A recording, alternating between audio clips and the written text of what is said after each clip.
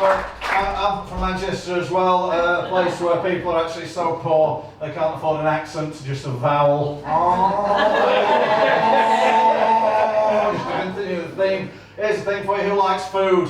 Yeah, it's a bit of a trick question really, isn't it? There's no emaciated people lying on the floor. I'd fucking die, frankly. No, I rather enjoy food, as you can tell. Every time you're a bit on the bigger side, people go, oh, you like food, don't you? Oh, you like your food. Look at him. Doesn't he like his food? Does he like his food? Does he like his fucking... Of course I fucking like his food. What's the alternative? Do you go to emaciated people and go, oh, you like your heroin, don't you? Oh, you fucking smackhead. Oh, you should have 2 weeks in a concentration camp. You'll fucking love that. I do love my food. In fact, on my way here over the Woodhead Pass, never go on the snake. Over on the Woodhead Pass, I pulled off on the Woodhead Pass. You're making it up, jokes. I pulled off in a little chef. The little chef himself wasn't actually expecting me to do that. But if roadside restaurants will fuck up my food order by the virtue of a midget chef, there's going to be consequences, that's all I'm saying. Okay. Now one thing, in this country, we are good at booze. I think it's right to say we're good at booze, we're not good at food, no offence to this fine establishment which is based on beer. That's the way I like it. Because the thing is, we try to be good at food, but we're not. I've been in plenty of restaurantes. I went to the restaurant the other day, and I like it. I like it in a restaurant when they serve you English style, which is this. Steak and chips, table 22, get it fucking down. That's what I like. I know who's the boss, I know what he's done, he's made steak and chips, there's no messing, get it fucking down. And he doesn't speak any foreign. That's like trickery, isn't it? You go for a thingy of fish and you get something that looks like somebody's been to the co-op and got a tin of tuna and turned it upside down. And that's really disappointing. But what really pisses me off in restaurants is when you get served and the bloke doesn't say steak and chips, he goes, enjoy. Oh, fuck. I've just ordered it. What do you think I'm going to do with it? Shove it in the ear? There you go. Enjoy.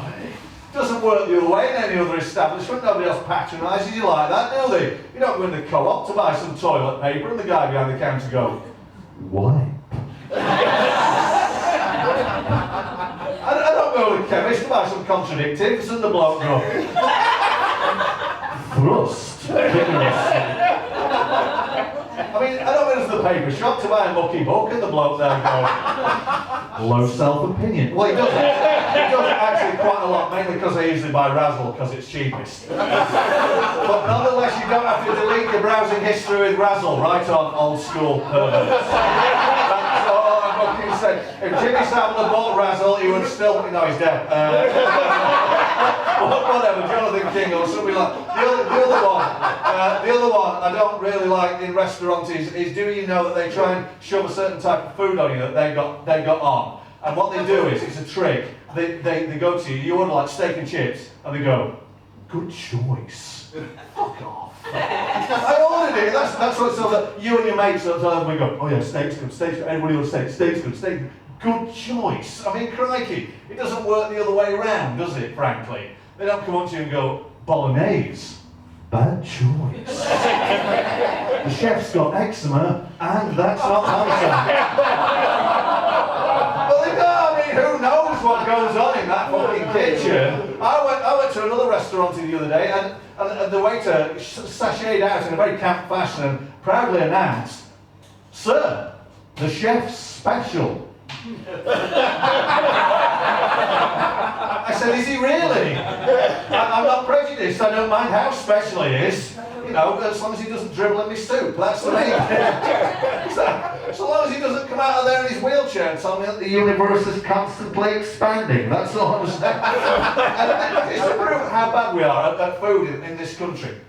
Do you know, how did Kentucky Fried Chicken actually treble their profits overnight? You know how they did that? They invented the KFC bargain bucket. The family bucket. Oh yes, they didn't do anything with the product inside it, and ironically the bucket was twice the size of the cage that the bird lived its life in. Right on veggies. But all they did was they put it in a fucking bucket, and entire white trash families across Britain are like, hey, this is fucking great. It's like industrial engineering and a chicken in one easy go. Hey, fuck off you foreign bastards, none of your white wine sauce or pate foie gras in that. We're British and we eat from a bucket. Fucking bucket, oh yeah. And the other thing is, I mean, why did KFC stop there? Why didn't they introduce the KFC bargain fucking pig swill trough? Saturday night in, we'll get somebody around with a sluice to just fire pig swill in an entire white trash family so they can sit there in their Sunday best shell suits and just chow down on chicken mac bollocks or whatever it is, whilst mindlessly watching the X Factor or Britain's Got Talent, whatever that shit is. Apparently, ladies and gentlemen, according to that TV show, Britain's Got Talent, really has it? What's won Britain's Got Talent twice? A dog. A dog. A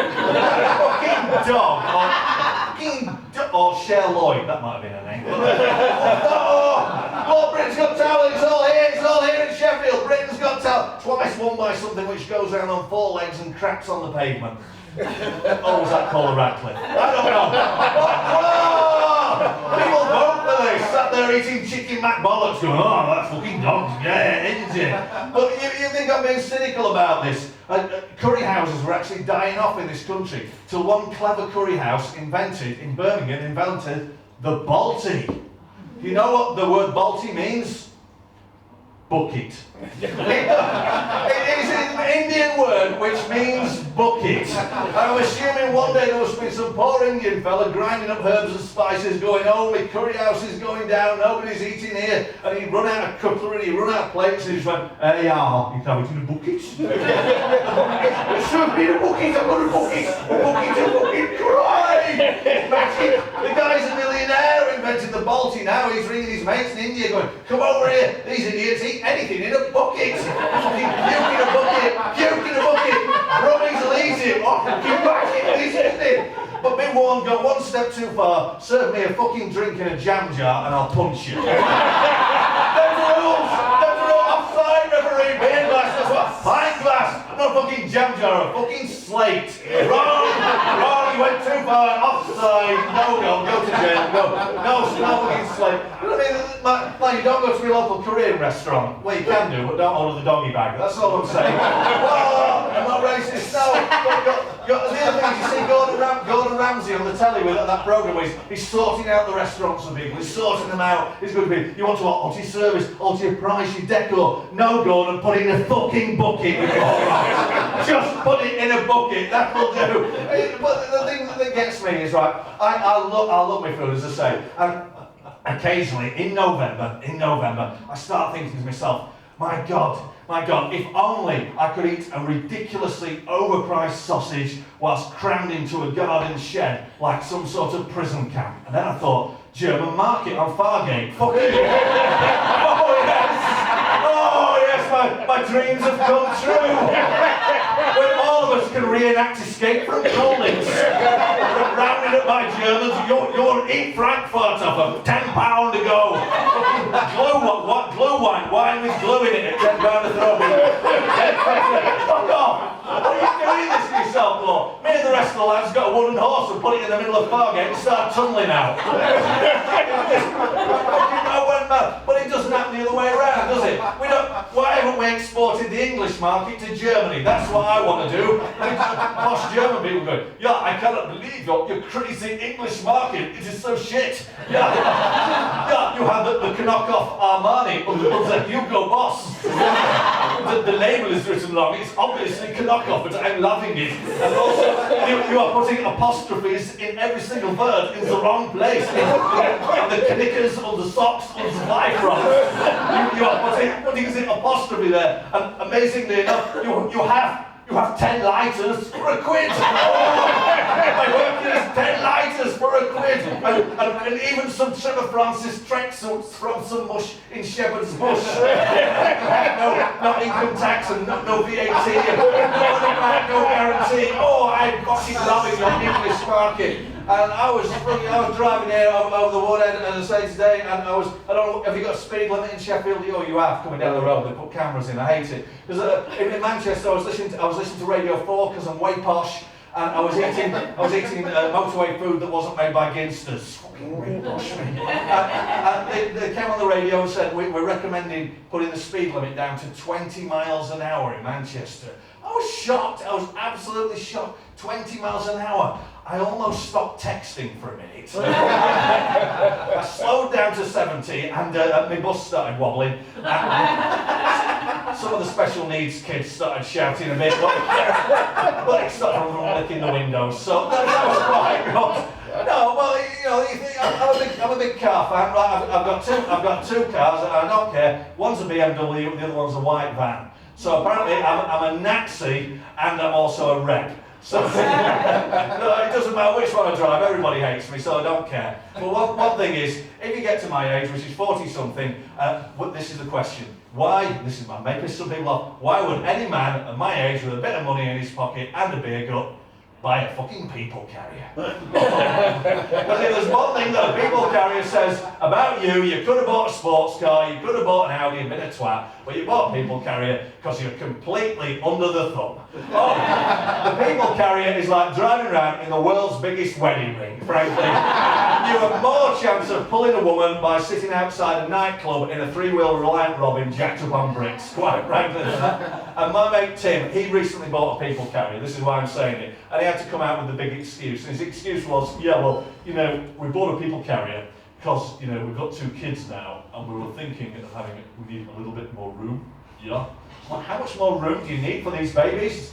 I mean, what the hell, how big are they? Mine fit quite easily into the back of my white van.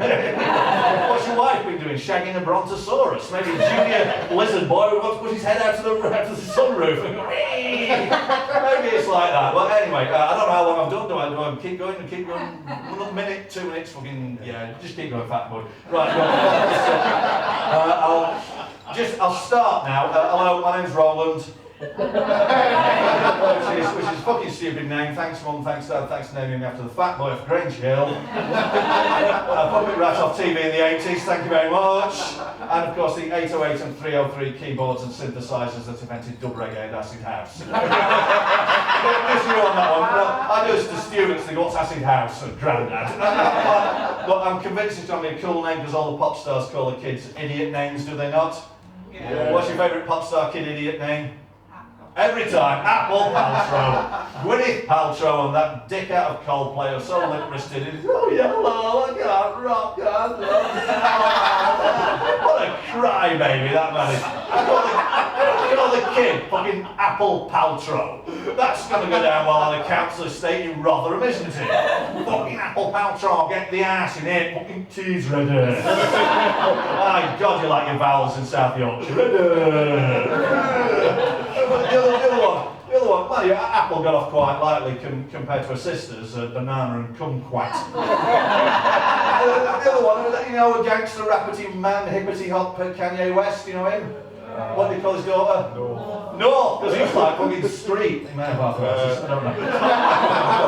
don't know. He called her Northwest, so but I think it's quite good because Northwest could have some kids and call them North, then that'd be North by Northwest. Alfred Hitchcock fans in the middle. But this only works in Manchester, but it's a bad name being called Northwest because you used to have Richard Whiteley around here. Our local news used to be called Northwest Tonight. Presented by Stuart Hall. That sounds like the dodgiest fucking porn movie you've ever seen. Frankly, you don't need that in your life. But my favourite idiot kid celebrity name is this. You're aware of Sarah Cox, the Radio 1, Radio 2 disc jockey? Yep. Sarah Cox ain't too bright. Her second name is Cox.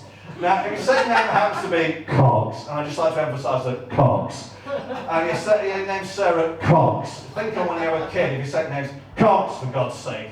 Because 3 years ago, Sarah Cox had her first kid and she was on Radio 1 because she's art class star. And she announced Yes, I, Sarah Cox, and this is a true story. I've had my first son, and I have called him Isaac. She did, and don't groan at me. Don't fucking groan at me. She's called her kid Isaac Cox, which is not really a name you want on the school register, unless you want to end up on the other register with Stuart Hall. Thank you very much, and good night. You've got 5 headlines to come. Cheers, Tom.